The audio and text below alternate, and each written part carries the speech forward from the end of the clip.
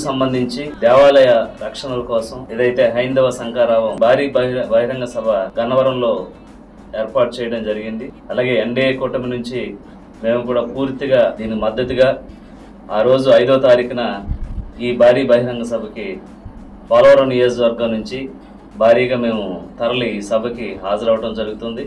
కనుక ప్రజలందరూ కూడా 5వ తారీఖున తప్పకుండా గన్నవరంలో ఈ సభకి హాజరవ్వాలని నేను మనస్ఫూర్తిగా కోరుకుంటూ సెలవు తీసుకుంటాను.